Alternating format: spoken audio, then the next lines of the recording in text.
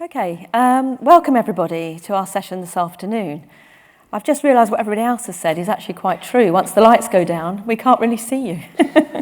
But we're very delighted that you've come along today, and I hope you're going to find it a very interesting session. I'd just like to introduce myself and who I've got with me on the panel. So my name is Liz Searle. I'm the Chief Executive of Keech Hospice Care. That's adult services for Luton and Central South Beds, and children's services for Bedfordshire, Hertfordshire and Milton Keynes. And I'm very delighted to have a panel of experts with me. I have first Dr. Mike Miller. Mike was Medical Director of Martin House pre-retirement in 2015, and his links have continued with children's palliative care as a trustee at Naomi House and Jacksplace. And Children and Young People's that's a Children and Young People's Hospice near Winchester. He's also a trustee of Hospice UK. Dr. Michelle Coe on my right here, who is a specialist consultant in paediatric palliative care at the University Hospital in Southampton, and Naomi House Hospice for Children and Young Adults and Jacksplace. She's a special interest in patients with advanced cancer and neuromuscular disease. Welcome to you. Thank you. And then I have my home team, which is Sonya O'Leary. Sonya's been lead nurse at our service at Keech Hospice for Children, for our children's service for 3 years now, and is responsible for our inpatient day support and community services, and be talking to us shortly. And then I have Dr. Jan Aldridge with us, and Jan is consultant clinical psychologist in paediatrics at Leeds Teaching Hospital and Martin House Children's Hospital, and Jan's going to be facilitating a session with us a bit later. So I just want to say a little bit about the format before we move on. So the format today is we're going to have two presentations, one from Mike, one from Sonya, and then we're going to move to the chairs in the centre here to have a facilitated discussion about some of the issues that will come out from the presentations, and we'll also open it up to you in the floor to ask questions or to comment. I have been asked to say, please could you use mics when we open to that part, either in the centre or the hand mics in the room, so everybody can hear the discussions. There's a couple of other things I just wanted to say. This is a very emotive subject that we're going to be talking about this afternoon. There's lots of ethical dilemmas and issues there. So I'm just asking us all to be mindful of everybody's opinion. We want to hear from everybody, and we will do what Jake says, which will stand forward and stand back. So we'll say our points and we'll listen to others, and I know we're experts at that in palliative care. I also want to say that talking about death of children is a very emotive subject, and I think as palliative care practitioners, we're very mindful of looking after ourselves. So just to say we will all be around, and if anybody wanted to talk to us at the end, we'd be delighted to talk to you. So onwards for the session. In this session, we hope to show the many challenges facing families and health professionals as we see the increased numbers of children either surviving birth or developing life-limiting conditions and life-threatening conditions. I think we've seen in the news, we've covered several high-profile cases recently, Alfie Evans, Charlie Gard, etc. But I think less publicised is the impact on the professionals, actually, who've been supporting those young people and those children, and professionals really trying to work in the best interest. And I think we'll hear a bit more about that today.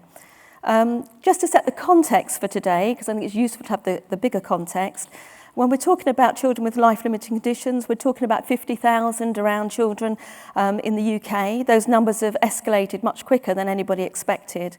The conditions are ranged around 300 different conditions that would fall into that group requiring care. We know there's limited funding for developing service and supporting this growing number of young people with complex conditions and also facing moves into transition to adult services. And of course, understanding the needs of these young people is becoming very important, and their families, and is becoming a research priority for us all. So with that little start, I'm delighted to ask Mike if he'd take the stand and give our first presentation. Thank you. Thank you. That's excellent. So I've just got 15 minutes to give an outline of children's palliative care and how it differs from adult palliative care. So I want to kind of look at the numbers involved, then some of the ethics, what the law says, and finally some guidance that has come from the Royal College of Children and Royal College of Paediatrics and Child Health. So I'm going to Leeds. I was a medical director in Martin House, and Leeds was one of the big cities that we provided children's palliative care for. And just to look at the numbers, the total population of the city is about 800,000. And I was always amazed that we only had 80 deaths in children a year, which is a tragedy for everyone, but actually relatively small numbers. In the same time period, then there would be about 8,000 adults who would die. And we had about 10,000 births each year. And when you look at the numbers, how many should I be involved in as a palliative care paediatrician? Then 1/3 died in the neonatal period. And actually, on the whole, the neonatal team looked after those families. But increasingly, hospices are now getting involved in that. 1/3 had an unexpected death. And again, I wouldn't be involved in that in palliative care. But I'm pleased to say that the hospice is now providing bereavement support for those families. And then about 1/3 die in unexpected death. So in that population, it's about 30 a year. And we have accurate figures because we have the CDOPs, the Child Death Overview Panels. And every month, I actually was a member of that, we would look at all the deaths in children in Leeds, and that was 0 to 19 years of age, and we'd be looking for preventable factors. And actually I got some support by presenting the children who died with palliative care and getting some acknowledgement that we were doing the right thing. And that panel is run by social services and under the safeguarding services, so it gave a different angle to medical care. So working in, it was a fairly large children's hospice. We covered about 2 to 3 million, a population of 2 to 3 million. We looked after about 300 to 600 children on the books, and there'd be about 50 to 100 deaths a year. And I'm aware that in an adult hospice, that the numbers would be very different. And actually, most of our children who came in for short-term respite went home. We were roughly, my aim was that 1/3 of expected deaths would be at home, 1/3 in the hospice, and 1/3 in the hospital. And my understanding is that that's changed. As parents' preferences have changed, they want to die where they can get care, where they know that everything is happening. And unfortunately, there are more deaths in hospital. And they're more likely to be in the intensive care unit. And I've put with kind of 700 ICD-10 codes. That's we can argue about how many conditions there are, but there are a lot and they vary. Just a quick definition of children's palliative care. It doesn't vary that much, I don't think. The philosophy is very much the same as adult palliative care.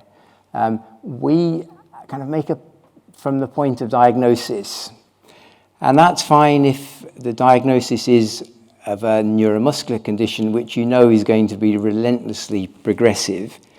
It's very different if you're diagnosed with cancer, because in children's cancer with such a high survival rate, you don't get to palliative care until treatments start to fail. So we wouldn't pick them up at diagnosis in most cases. But the aim is there. And actually, I think adult hospices do very well in supporting the whole family. We're slightly different. We have parents' bedrooms and the parents can sleep beside the child. So it's a different concept. And the other difference is that it's the provision of short breaks that we do, because we'll look after some children for 10 years or more. They have complex care and they need to come to us for a holiday. So if we look at ethics, and ethics has to come into this, now we have these 4 areas, which I'm sure most of the audience are aware of. So there's the respect for autonomy, non-maleficence, and that's when I was a medical student, which is quite a long time ago, before we had CT scanners. So it is a long time ago. We were taught actually do no harm. That's first, do no harm. That's what we were taught. And autonomy really didn't come into the picture. Yes, the patient was there. They did have a bit of a voice, but the physician knew best. And actually, it might have been easier for the physician to know best when we didn't have CT scans and we didn't have ultrasound and we didn't have all this information. And we did talk So again, in my training, we talked a little bit about justice, about, well, where we should be putting resources and making the best use. So even 40 years ago, the NHS was short of money. So that's the changes over time. I think that autonomy has taken increasing prominence, particularly in the Western world, that the patient has more choice and we kind of follow what the patient's choice is. There are certainly many more treatment opportunities with medication and organ support is better and cheaper. Home ventilation. I remember a time when neonates, we would put them on the ventilator, we weren't quite certain whether they'd come off. Now you can have your ventilator at home and it's not that expensive. Similarly, pulse oximeters. I remember when they were prohibitively expensive and you can now pick them up off eBay for less than £30. The childhood mortality rate has fallen. We've actually been able to support children better, but they're living longer with increasing complexity of care. So that ventilation at home, TPN at home. And then we've got the loss of faith in the expert. There's no longer the feeling that the doctor knows best, particularly if you can get a tweet from Donald Trump or the Pope that may or may not be helpful. And then there's kind of the advice over the internet and the social media. So looking at what the law says, and if we go back to the Children's Act in 1989, and it's been revised, but the basic understanding is there, the law is mainly about safeguarding and the relationship between the parent and the state, and when can law intervene and how should law intervene and what safeguards there are. So it says that when a court determines any question with respect to the upbringing of a child, the administration of a child's property or the application of any income arising from it, so it's looking at those aspects, that's the court's job, and it should always act in the best interests of the child. And that is what lawyers will take into the medical field, is the medical treatment in the best interest of the child. And that, of course, the best interest will very much depend on your viewpoint, and that's why we'll have the discussion in a little while. And there's also the Mental Capacity Act, which has had a bigger effect, obviously, in adults than it has in children.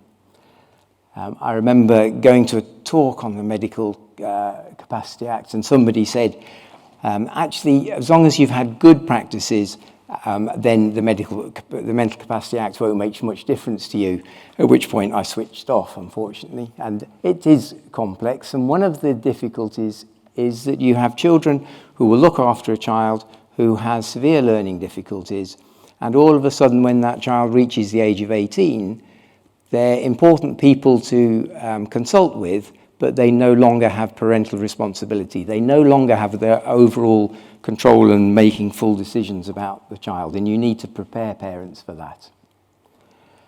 For children who are competent at 16, they can consent to treatment, but if everybody around them feels that they should have that treatment, they can't refuse it, so they're in a slightly difficult position. And actually doing paediatrics, we've always had a fairly elastic idea of capacity, because a 2-year-old has got some capacity, a 14-year-old has much more capacity, and I think in paediatrics we've been used to kind of treating the child in their best interests, and trying to codify that is almost impossible, and fortunately we haven't tried that yet. So the Royal College of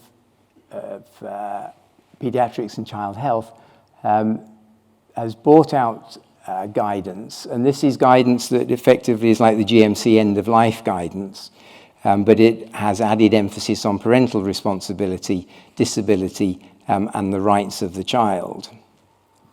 And it's about making decisions to limit treatment in life-limiting and life-threatening conditions in children, and it's a framework, and it brings in the ethics. It's a very useful document for paediatricians. And importantly, it lays down the fact that as it says in the GMC, that it's ethically appropriate to withhold or withdraw life-sustaining treatment. And it also says that actually the two are equivalent. Morally, they may seem different, and I think a lot of health carers feel very worried about withdrawing treatment, and they feel less worried about not starting the treatment in the first place. The other thing they say is that quite strongly, clinicians cannot be compelled to provide treatment they feel not in the child's best interests. And that leads to great conflict where you have a child on the intensive care unit who's having care that the parents want to have, but the physicians don't. And that's not an uncommon situation.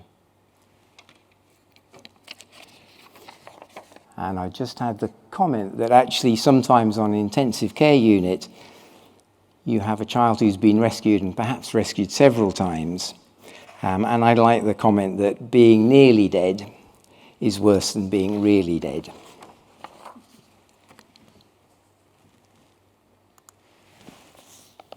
So some thoughts that I've had about the end of life. I think one role of palliative medicine is to diagnose the dying process. And I learned that. I was a general paediatrician for a while, and then I moved to palliative care. And I was struggling with a teenager out in the wilds of Yorkshire, and I got the adult palliative care doctor involved, and she came along and she said, look, he's really poorly, he needs to go home, he needs to get sorted out. And she was very aware. She diagnosed the fact that he was dying and didn't have very much longer to live, and I'd been fooling myself, I think, like a lot of our colleagues do. And actually, so, you know, I think that one role is to say the options are now becoming very limited, and the only option is dying.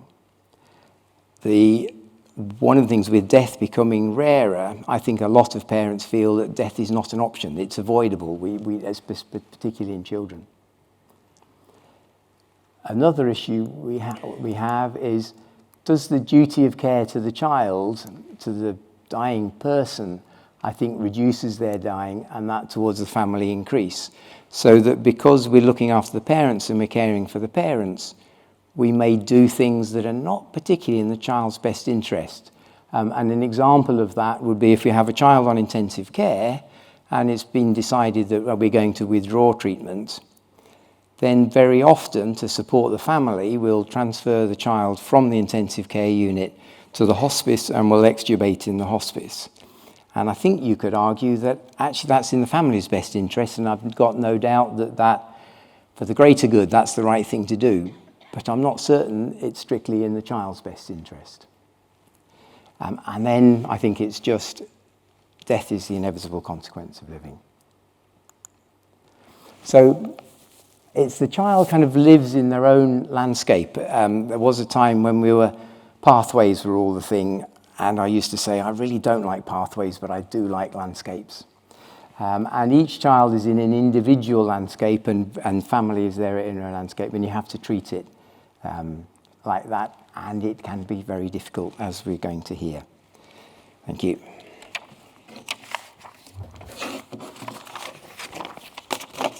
Thank you, Mike. So it's very straightforward. Okay, yeah. Thank you. Hello. As Liz said earlier, I'm Sonya O'Leary and I'm the lead nurse for the children's service at Keech Hospice Care.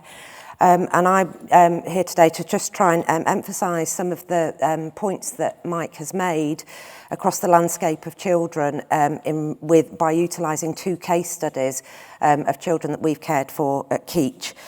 As Liz said, we cover Hertfordshire, Bedfordshire and Milton Keynes, and on a recent review of our data, it was noted that we've had 142 child deaths in the last 5 years, and that's ranged from 19 to 41 deaths per year.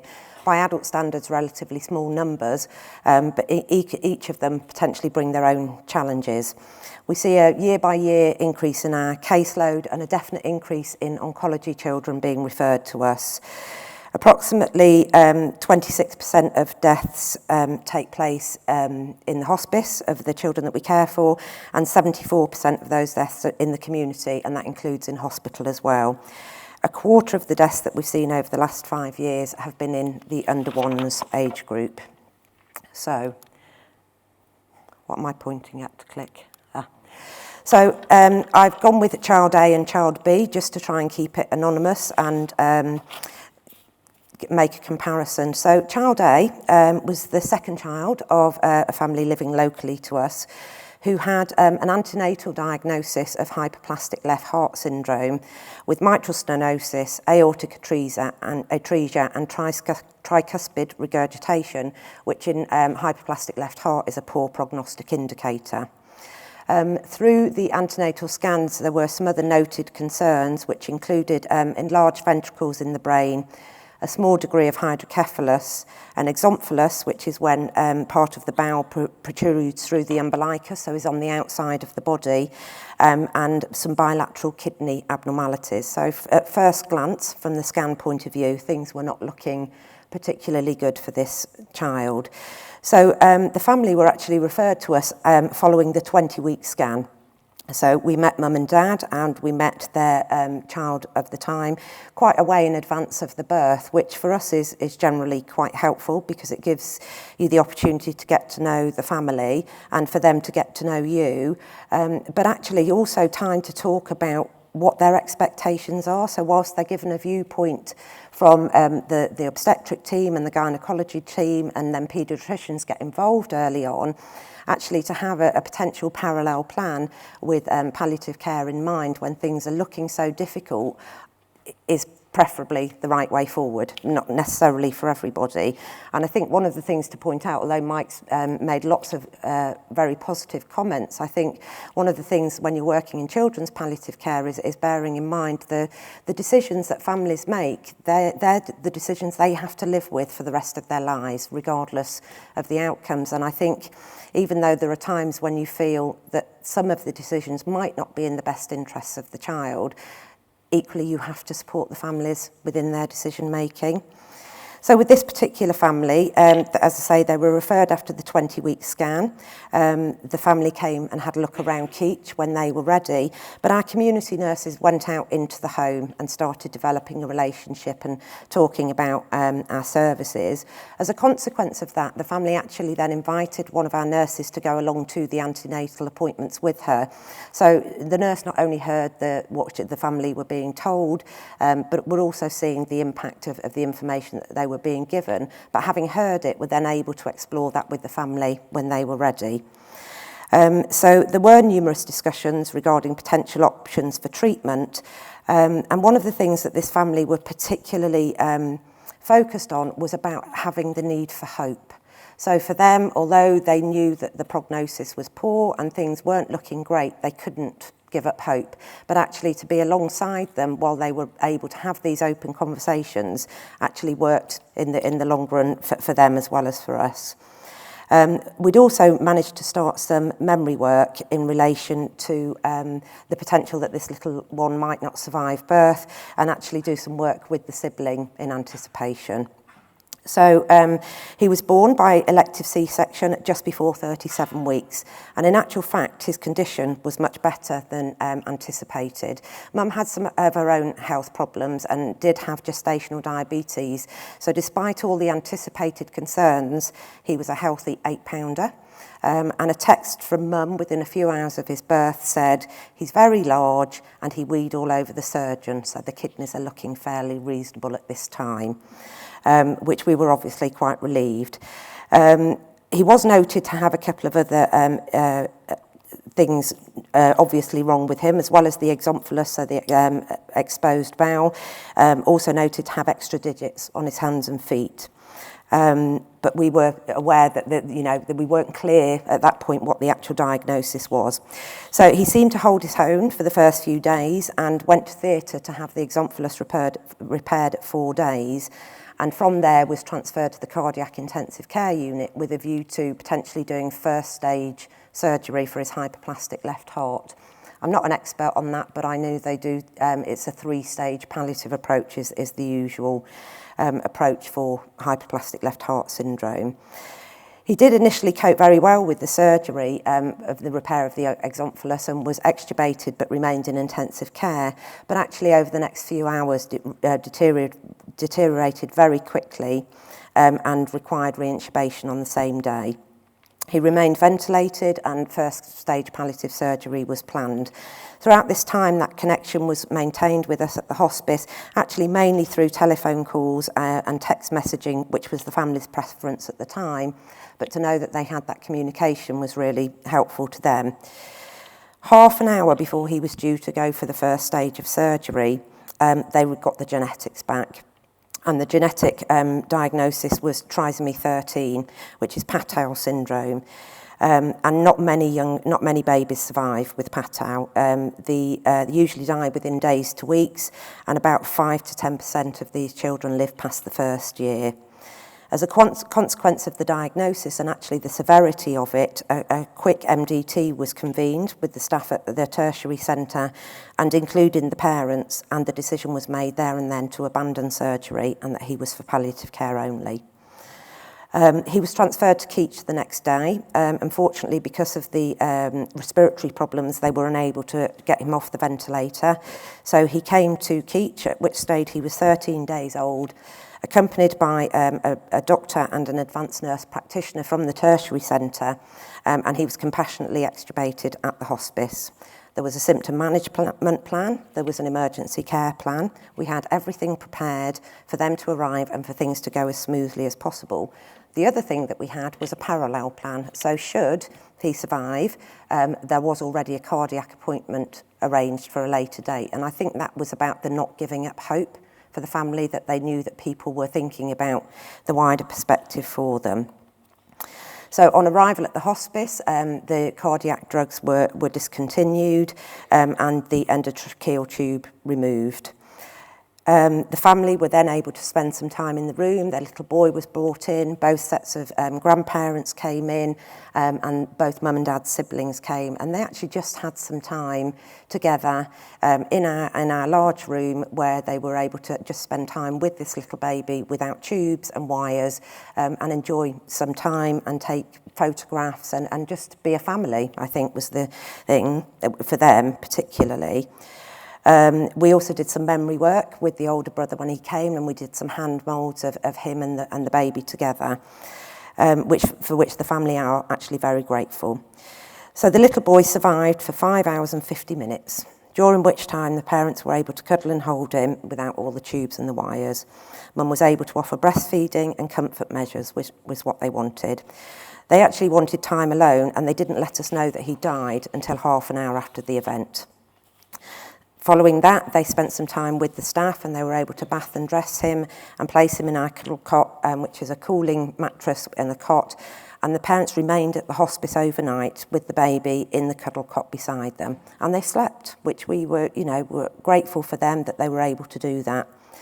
The following day, the play specialist came in and did some more work with the family, and actually worked with the little boy and mum to explain that the baby had died and what that meant. But obviously, as a 2-year-old, that's very difficult to undertake. He remained at the hospice until the day before his funeral, and mum and dad, although they didn't stay, were able to come and go as they pleased. The funeral director delivered the casket to the hospice, and mum was able to place him in the casket, and the funeral took place the day after he left. So for us, whilst that's a really obviously distressing situation for the family, was quite a positive experience to have had that knowledge of them and their needs before the baby was even born. Was really beneficial to all, I think. Child B. Child B was the 5th child of an Afro-Caribbean family, and although there had been no issues with their other children, some of the antenatal scans, early scans, had shown that there was some intrauterine growth restriction and a low level of amniotic fluid. We understood that actually the family didn't really engage with the obstetric services up until really the end stage of pregnancy, when we understand that mum presented at the hospital, concerned that the baby wasn't moving, and at this point it was noted that the baby was in distress and was delivered by emergency caesarean section at 37 weeks. The baby weighed less than 2 kilograms, so quite a small baby and very small compared to mum's previous pregnancies. It would appear that there was a small amount of intervention at birth, just needing a little bit of oxygen and a bit of a few inflation breaths for the baby to cope, and then seemed to do okay, until about 2.5 hours after birth, when the baby crashed, was noted to be cyanotic, had very low saturations and poor tone, and was transferred to the local neonatal intensive care unit. X-rays showed that there was a pulmonary overload and an enlarged heart, and the baby was transferred to a tertiary cardiac intensive care unit, where they were then found to have significant cardiac abnormalities consistent with Edwards syndrome, trisomy 18.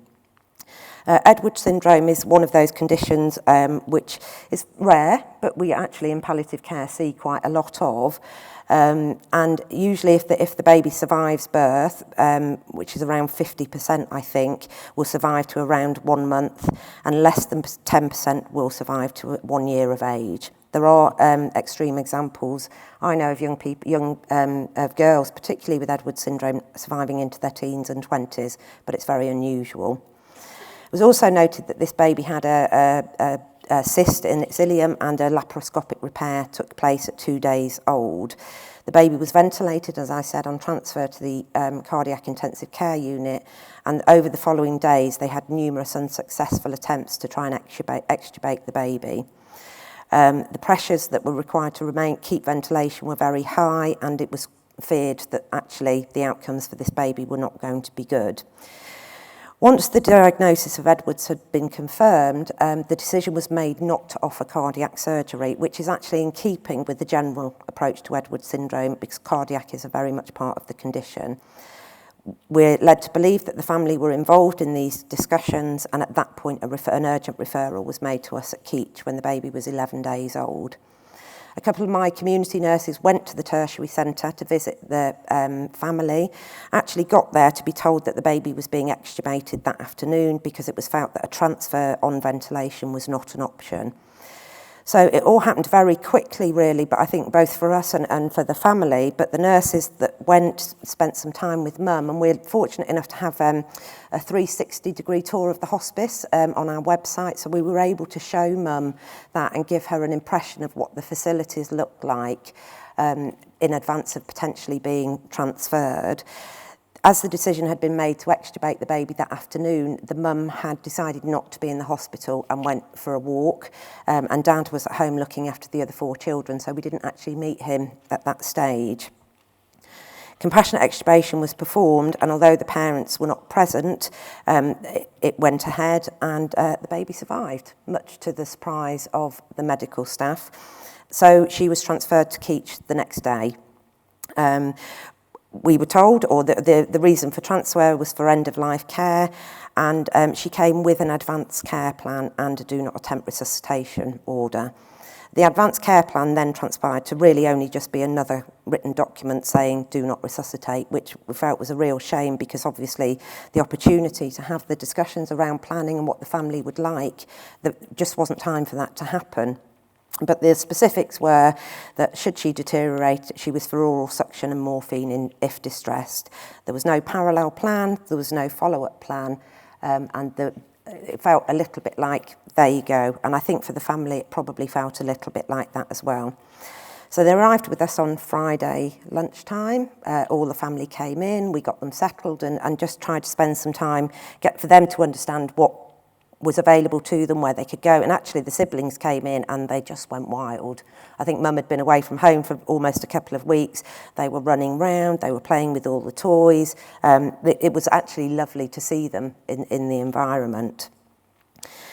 Dad went home with the siblings that evening and came back the next day, and during the late morning the family were all in the room with the mum and the baby, and the nurses were called in. And as the nurse came in, Dad handed the baby to the nurse and said, she's not right, she's not right. And the nurse's view was that the baby had died.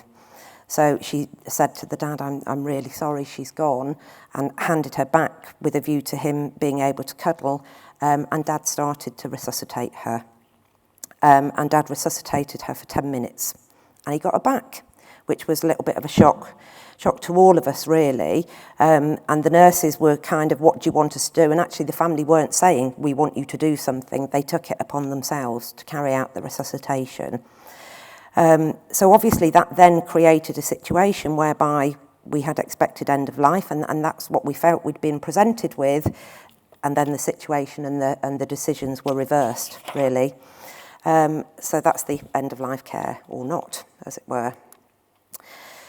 So then we really needed to revisit with this family what their expectations were in relation to hospice care, and it became very apparent that they had no concept of what hospice care was about. They didn't see it as being something that they wanted. They didn't see it was something that had been explained to them. But equally, when the dad then went home with the children that afternoon and one of the doctors came to visit, Mum agreed to a do not attempt resuscitation order, which was quite confusing for us, but we went with it, and the stipulations were exactly the same with regards to oral suction and morphine. It was a strange situation, I think, for all of us, really. So then we obviously then started to work with the family around actually the instability of the situation, that things may change very quickly, and was that something that they were prepared to work with, which at the time it seemed that it was. But over the course of the next day or so, the family actually became quite distressed by being at the hospice, Mum particularly. And there were sort of things being said like, you're just waiting for her to die. And we were saying, but we're having these conversations with you, what would you like this to be? And it was all just very confused, really. And 1 minute resuscitation was not on the cards, and the next minute it was. So staff were doing the very best that they could to support the mum with caring for this baby, to managing feeds, managing any signs of distress and discomfort. But it became very, very difficult as that distress exacerbated. And over the course of the next few days, the expectations just became more and more unclear, really. So Mum started to say that she had been led to believe that the care provided at the hospice would be exactly the same as the care provided in intensive care, that there would be ventilators, that there would be opportunities to intervene. And even though the nurses that had visited her in the hospice then came to see her on the unit, she still couldn't equate that visit. And I think that really is a demonstration of the distress of the whole situation and not being prepared. But then some of the comments became accusatory. So we were accused of withholding care. If the feed didn't arrive exactly on the minute because we were feeding hourly, we were holding back, that we were intending to harm her. She said we were unclean. She said our resources were inadequate. There were direct verbal accusations and shouting at staff. We'd explained the buzzer system because it was clear Mum didn't want us in the room much of the time, if at all, and constantly pulling the emergency buzzer. So we have a nurse call button, as most places do, and an emergency button. And Mum would pull the emergency buzzer when she wanted something. Staff would go dashing in, and then we would be told, get out of the room and knock. So I think for the staff, the challenge was ongoing. And I think when you're working 12.5-hour shifts, it's really difficult to maintain that. I think it's probably fair to say at this point as well, although we were fairly well established from a nursing point of view, we had quite a young workforce, and palliative care is so different to any experiences that they may have had before, that at times I think staff were floundering, but actually the support for each other was integral to them being able to get through.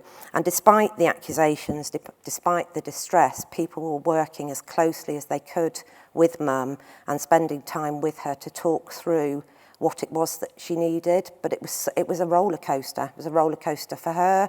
It was a roller coaster for us. And for a while, the little one bumbled along quite nicely, coping with the feeds and very little intervention, actually. Dad would come to the hospice intermittently, with and without the children, stay for an hour or two, imply the same things that Mum was implying, and he was quite difficult. He was quite an intimidating character in lots of ways, but actually quite a gentle soul. And I think there were some people that managed to develop that relationship but the periods were so short it was really difficult to ascertain what it was they wanted. I acknowledged with the first child that there was a very strong faith, and with this family there was a very strong faith as well. And Mum linked with a church in London that she constantly Skyped into. She had lots of religious music playing in the room, and we were able to explore that with her, but it was almost an arm of Christianity that we were not familiar with. It was quite an obscure church, or felt obscure in the fact that none of us had ever heard of it really. So there were these constant attempts to maintain a relationship, to do what was right by the child and family. And as I say, she bumbled along quite nicely without too much intervention. There were a number of times Mum asked for morphine.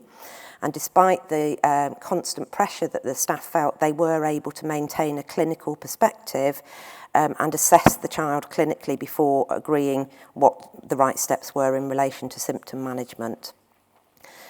Over the course of the next few days, we did start to become concerned for Mum's mental health. She started saying that we were trying to kill her and her baby, and she was being held against her wishes. So we got the family social worker in. They were well known to social services, and it transpired that the other children had been on the child protection register previously, although had been stepped down to being children in need. And when the social worker came in, who knew the family quite well, we explained our concerns, and she said it's nothing unusual. And actually Mum was often quite erratic in her verbalisation. But her parting message to the mother was, do not make an enemy of these people. They're here to help you, which we thought was very interesting. But the constant pressures and indications that if her baby was to die, that it would be our fault, started to take its toll. So we started to explore with them ongoingly what it was they wanted, and they wanted transfer to their local district general hospital. So we explored that. We got in touch with the DGH, and the general feeling was it was not the right place for the child to go, that they didn't have the right resource to be able to meet the needs of the child, and actually the risk of hospital-acquired infection was also something that needed to be borne in mind and actually may precipitate the child's death. So we managed to organise an MDT at the hospital. Dad went to the MDT, staff from the hospice went, and we Skyped Mum into the meeting. She did use the meeting as a rant and to say what we were particularly bad at, but afterwards actually apologised and said, I just want them to know that I don't want to be here. You're not that bad after all. So we just went through this sort of up and down all the time, really. But the fact was the hospital were not prepared to take the child, and we found we had two options, that we emergency transferred them to a local DGH, or we went with Plan B. And Plan B was to discharge home. So we spent a lot of time planning to try and get this child home. We needed oxygen, we needed care, we needed feeding intervention, and the family needed to be trained. So we started working towards getting them home. The plan was that the family would move into the hospice, into our family accommodation, and that we would train them, and they would live as a family in our parents' room, in our family rooms, with a view to going home. But unfortunately, the family didn't really engage with that. So despite the ongoing consequences of still being with us and being unhappy and feeling uncared for and just feeling that we weren't doing what was best for them, they weren't able to engage with the requirements to get them home as well. But we got all the local services in, we held MDTs, they met with parents, and still we couldn't move it forward. So we were really, really quite stuck. The impact on staff was huge, and I suspect that people were dreading coming into work. And it didn't matter how we approached it or what we were told they wanted, we just struggled to get it right, really. Anyway, we continued with the discharge plan, and 2 days before we were heading in that direction of starting to move home, the child arrested. And actually, Mum was feeding the child, and one of the nurses went in and the baby wasn't breathing. And the nurse said, it's not right, I think you should stop the feed. And Mum said, the oxygen's not working. So the nurse checked the oxygen, everything was fine, and the baby still wasn't breathing, was dusky, cyanotic, no attempt at respiration. So Mum said, get out of the room, this is mother and baby time, and we were diminished from the room. So the nurse came and told, actually our paediatric doctor was in the office with me, and she went along to the room and knocked. Mum wouldn't let her in to begin with. So this is all happening over the course of a few minutes, and then she said, resuscitate. So we resuscitated at the mother's request. We put out a 999 call. We had two road crews, a police officer and an air ambulance arrive, and the baby was transferred to the local DGH. So there were lots of conversations about ceilings of care and where this was going, and the hospital was saying, we're not going to go above this. The family was saying, our baby will die when she's ready. In the meantime, you do everything. And the baby ended up on non-invasive ventilation at the local hospital, not their local hospital, local to us at Keech. And a number of attempts to transfer and get home just didn't happen because the baby kept telling us other things, I think. And in the end, 4 weeks after being transferred to us by emergency services, the baby died in hospital. In the meantime, the family had absolved us of any responsibility and refused to allow us to be engaged in their planning or for caring for the child. So when it came to bereavement support, because they'd been so clear they didn't want our input, we weren't able to offer anything. If they came back at a later date and said we would like some help because the child had been on our caseload, we would offer it. But sadly, as it stands, it just felt that that family went into an acute setting, their child died in very difficult circumstances, and now they're alone, living with the decisions that I talked about that they make in the beginning, and that was probably what was right for them.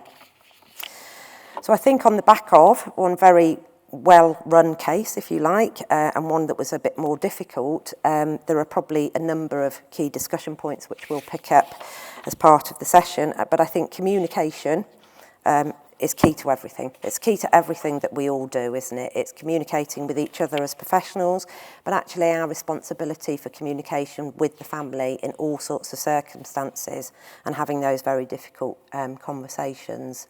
The potentials for intervention are far and wide, and I think working that through with good communication with families is definitely key.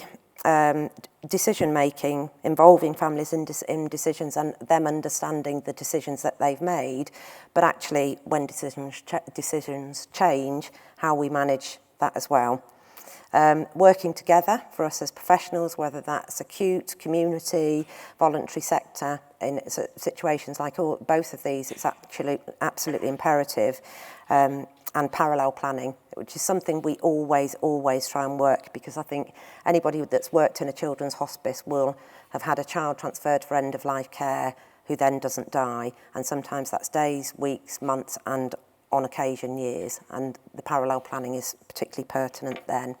I did just want to finish with a quote from the mother of child A. I did speak to her before the conference, and she was very keen that we used their story, because for them, despite the devastation and the agony of losing a child, have said that it was a positive experience.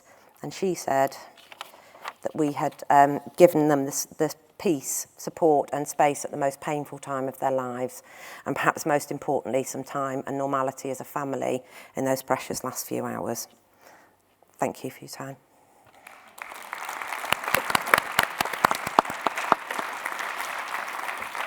Thank you. I'm going to invite people to move to the chairs. Yes. What could go wrong? We've got roving mics as well. Awesome. Thank you.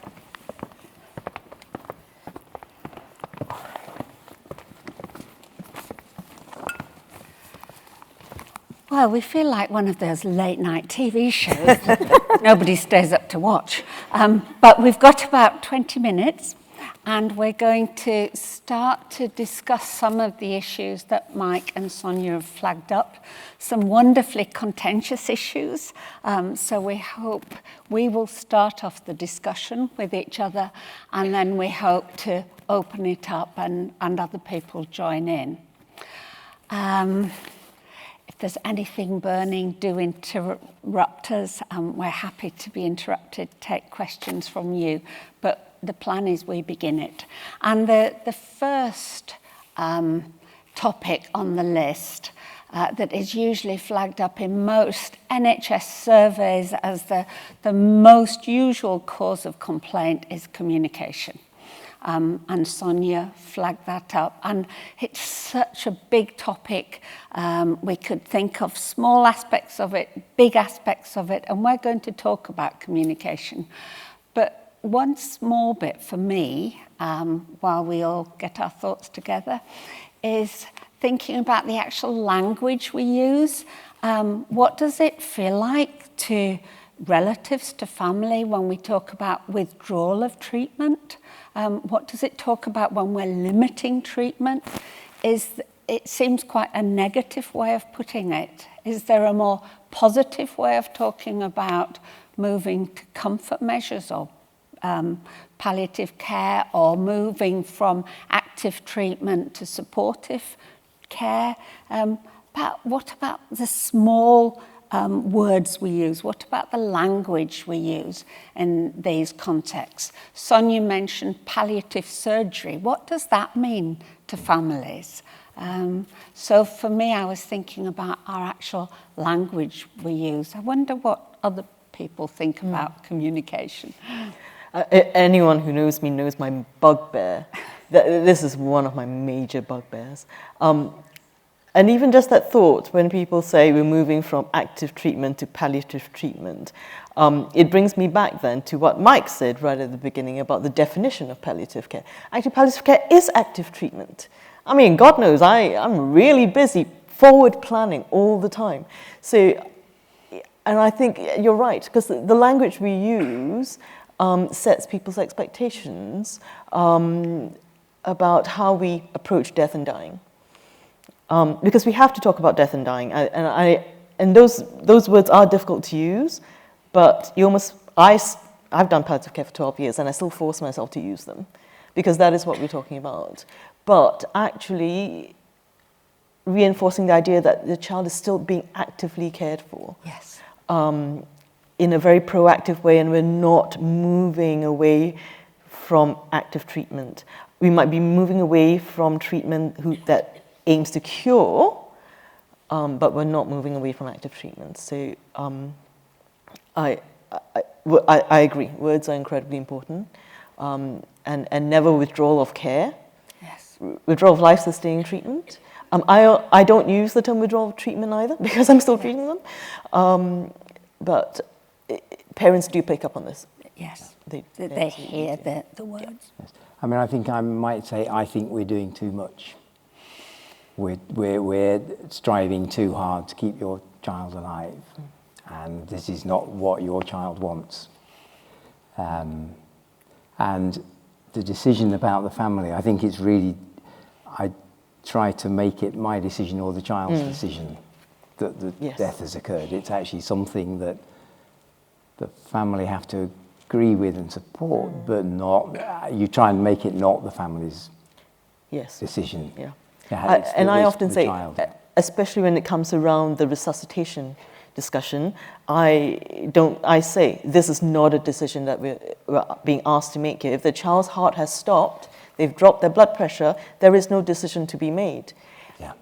We just need to all agree on a clear plan of what the best thing is to do, but we are not making decisions because the child has made the decision. The child has died. Do you think it helps parents to see it that way? The child's made a decision, or the doctor said I was doing the best thing. Do you think that kind of, I think, rather than I decided? Yeah, yes. As a mother. I think it does help because the one thing that is a consistent message that parents tell me over and over again is that I will keep fighting as long as my child is fighting, but when my child has had enough, I will stop. And that is something that parents consistently say. Even the kind of parents who pursue the most amounts of experimental treatment is that idea that if their child is fighting, they'll fight with them. But parents say that I will recognize when my child has had enough or when my child is tired. They have different ways of expressing that. And then they would be prepared to stop. So if you can give them a clear, almost a kind of clear objective measure of when their child has died, they can accept that. do you think it's hard for some parents and for some relatives of older adults to separate their needs from their child's needs or from their relatives' needs? Yes, I think you can have relatives who say you must do everything, and their kind of culture is that actually while the child's heart is breathing, then that the child's heart is beating, that's enough for them. And I have said to parents, I'm sorry, but from my point of view, the soul has left your child's body, particularly because you don't die of brain failure. And you, as a clinician, I know that the brain has failed, and this child hasn't got an existence. And you know, I can say that, and actually then they'll come back and say, no, as long as the heart's beating, that's enough for them. But at least they usually will hear that I say, I think the soul has left the child's body. Can I say something about, because obviously as a chief exec, I wanted to say something about communication through the organisation, because I think there's quite a lot of concern about confidentiality and what's going on the units and a kind of glass wall between that and the rest of the organisation, and absolutely rightly so. As a clinician, I wouldn't have it any other way. But actually, I think there is a role for senior management at these times, and that role really is to do two things. For the staff to know they have 100% support, so they know they can do what they're doing really well. But I also think it's our job to get the organisation out of the way. And sometimes that could be anything from making sure the car parks, you know, there's nobody parked at the front and you can't get an ambulance up the drive to, you know, with a child coming over for extubation. It might be about just being, you know, making sure that a planned visit is no longer happening to the unit, or it might be a whole range of things. But I think we have a real responsibility as leaders in our organisation to get the organisation out of the way so clinicians can do what they need to do. And to do that, there has to be some communication to allow that support. That's just something I would say. Thank you. Sonya, do you want to? Yeah, I mean, I think one of the things that I recognise with families is sometimes time. So in these situations, one family were having the conversations about potential outcomes for quite a long time before the baby was born, and then when the time to make critical decisions about whether he was given a chance to survive or not, they'd had time to prepare for that. Yeah. And I think for the other family, it came as such a shock. And you know, I think faith played a big part for both families, which actually was really quite key. And there were elements of the faith that we couldn't communicate with or over because that was their sort of channel, if you like. But I think for the second family, there wasn't time to understand or adjust, and therefore they had to do what felt right for their gut, regardless of what you told them. And in the end, I think I don't know what happened because we had discharged and therefore didn't have access to information. But in the end, I think the decisions were taken out of their hands. But by being in an acute setting, I'm not sure if that helped or not. It felt wrong. It felt wrong for us, I think, at the hospice. And it felt really sad that we hadn't been able to do what they needed us to do, if that makes sense. I think your two cases illustrated the process and the time enormously. And I think they also illustrated valuing, because the first one had time. The hospice valued their pregnancy, valued their child. In the second one, it was such a shock. And they didn't quite trust yet that people had valued their child. And I sometimes wonder if in our society we show we value someone by fighting to prolong life. And the two get confused sometimes. I think as well, life experience, you know, in the sense of, I couldn't say what life experiences either family had, but some people are more prepared for dealing with traumatic situations, perhaps, because of their life experiences. And if they've had experience of hospice care, does that influence? That can influence either way, can't it? We've all come across families who've had a bad experience maybe in adult hospice care that they then equate to children's hospice care and vice versa. Yeah, and I think particularly in our kind of developed societies, because we think of children as people with futures. Yeah. right? You know, someone's pregnant, and actually, just through the pregnancy, they're kind of planning for what the child might be like, what they might be like when they grow up, who they'll marry, grandkids, you know. So to have all of that just suddenly taken away is, you're not just taking away this child that they've known for 9 months, but actually you're taking away what they had planned in their heads for the next 20, 30 years. It probably wouldn't have worked out like that, but they had it planned. Exactly. So, you know, because our concept of children is that actually there are people with futures and who will outlive us. So that's, you know, so our attitudes around dealing with a child dying, what we need to fight for, keeping them alive, is critical. And actually, at this point, I did bring a paper. I will recommend to you a paper written by Maribel Wong-Langer that is entitled "I Have to Live with the Decisions I Make: Laying a Foundation for Decision Making with Children with Life-Limiting, Life-Threatening Conditions." And this is published by the BMJ. It's a very insightful paper because it explores parents' attitudes towards fighting for more treatment for their children. And it tells us, it explores why parents do it even though they totally understand that their child's going to die from the condition, but they just have to do it. And what the factors might be that help them to let go of that fight. So this is a very, it's only 4 pages, so it's a paper that I commend to you if you want to know more about that.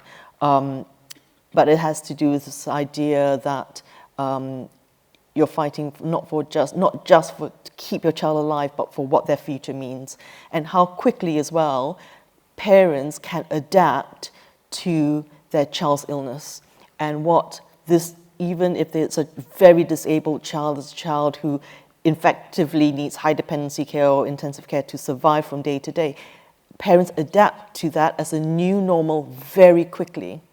And then suddenly that just becomes a normal standard of life for them that they will fight for, even though we look on it as, oh my God, your child needs a ventilator and TPN and peritoneal dialysis to survive. For them, that becomes a new normal incredibly quickly. It's an interesting paper, and I think it also, we haven't time now, we're going to open it up to the audience for the last 10 minutes, but we haven't had time to touch on teenagers and young adults that was raised in the last session of the morning, and when young people disagree with their parents, and young people will say things like, there's worse things than dying, or they might want to fight for everything. Parents are in a different place, or the other way around, but that tension, and sometimes you see it with older people as well, but also with young people, they've had one transplant, they don't want another, they'll have it for the sake of their parents, or the older people will keep trying something for the sake of their relatives. And Mike raised something quite challenging about whose best interests are we working with at times. So can we open it up? We've got a question down here at the front. Thank you. Hi, I'm Adam Brown. I'm a consultant in Lincolnshire in palliative care, but adults rather than children. And it's very interesting to hear a debate around paediatric palliative care, because there's a lot of similarities, but quite a few differences as well, I think. I mean, first of all, the comments you've made around communication, I think, are very similar.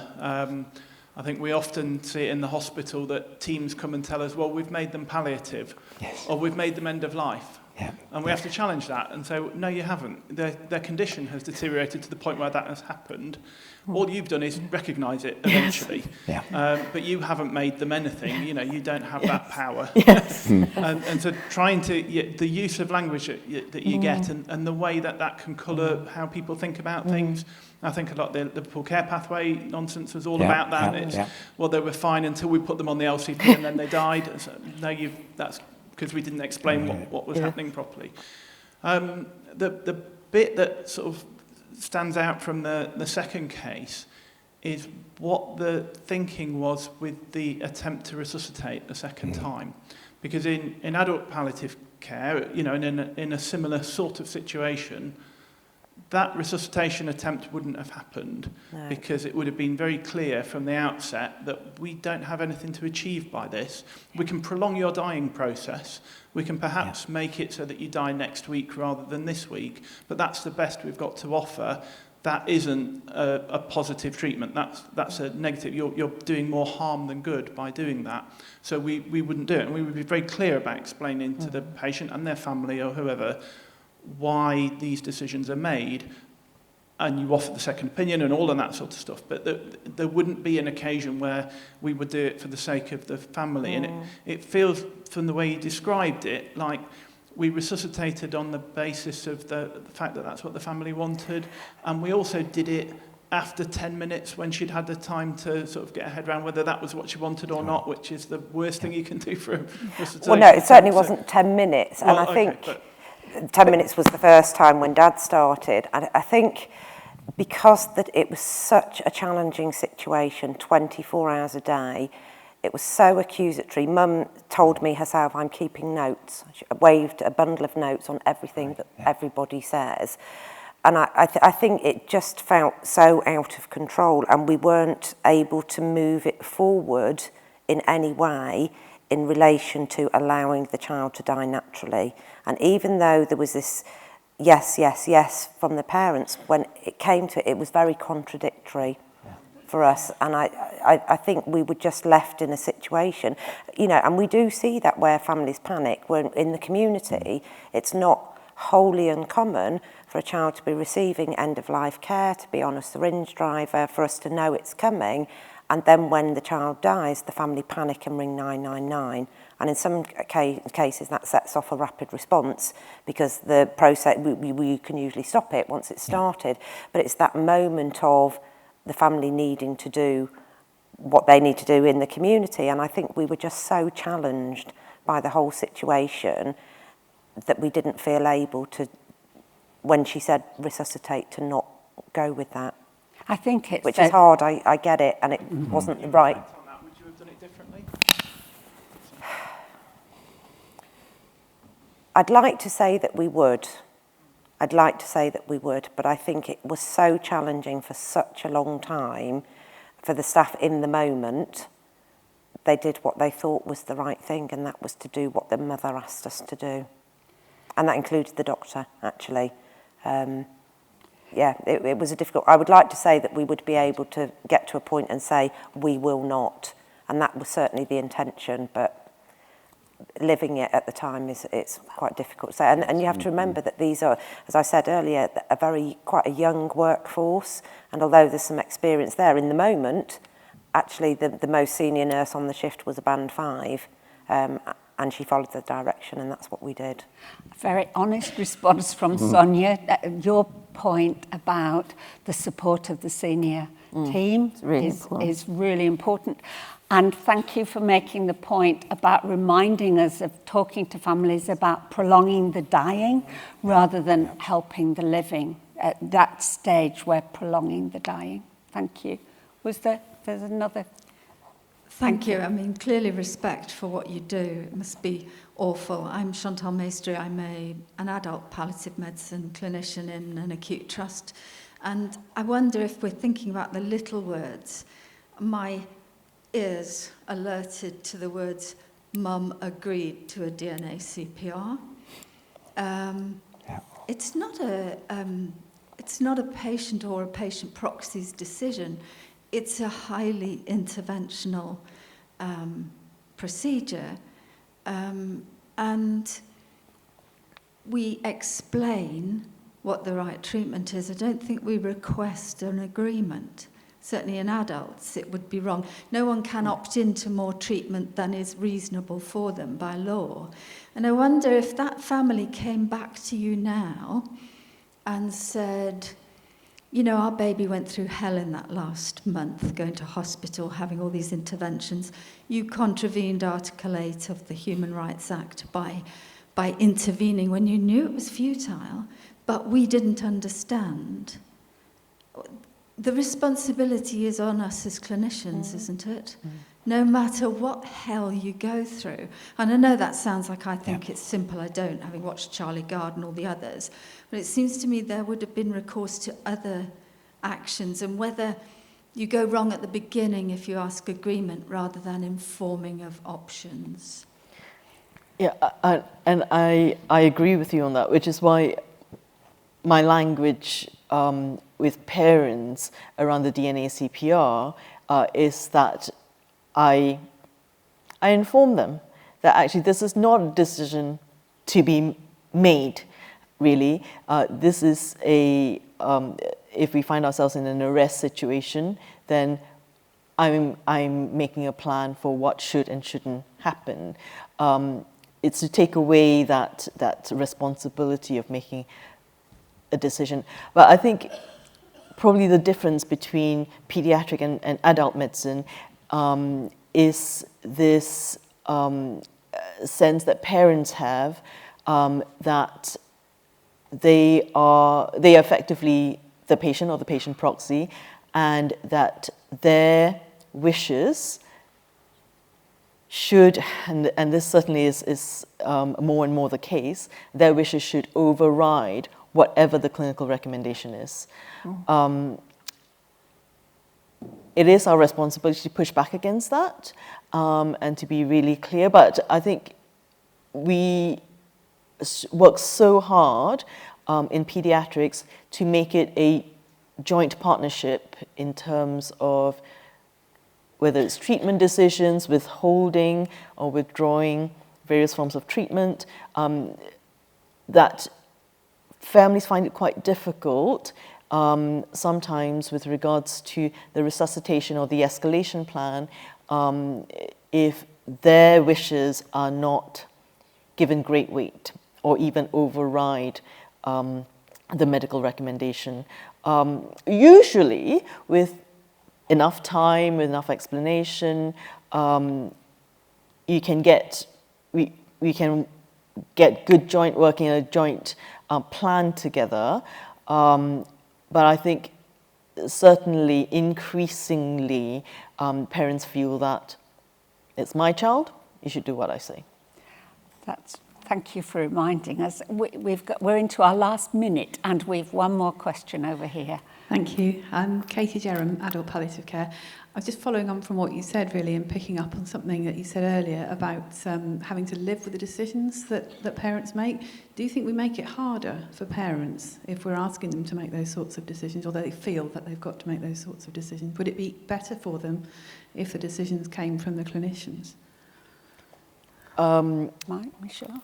Yeah, well, I think certainly, again, I often will say to the MDT, because often when we approach these decisions about whether we should be pursuing more treatment or whether there are any more curative options, it's an MDT decision. And I always say to the MDT, before we go into the discussion with the families, we have to have a clear clinical recommendation that all of us have reach a consensus, and those who disagree with the consensus need to just shut up now and stand behind our recommendation. And if the families disagree with the recommendation, let's discuss it. But we have to go in there with a clear recommendation. And I learned this the hard way because I had a parent once say to me, you know, all through my child's oncology treatment, I was given really clear guidance of what my child can and can't do. If we're at home and tucked up in bed, if she has a temperature above a certain number, I have to do this, I have to do that. The antibiotics have to go in within an hour. But now that my child is dying, you're asking me what I want. You have not empowered me at any point in the journey to make a decision. And now, at the most critical time, you're asking me to make decisions. So that might be an extreme example, but that's always stuck in my head, and I think that's absolutely right. I think we've really got to be aware that sometimes parents they need really clear guidance from us about what we recommend, and that it's a joint responsibility for decisions. But like I say, that often we reach situations where there isn't a decision to be made, and they think that there is, and they feel that they need to take responsibility for that. And I'll never be able to take away their feelings of guilt, but I guess I can share that with them. We've run out of time. Thank you so much for being such an involved audience, and thank you to our panel. Thank you.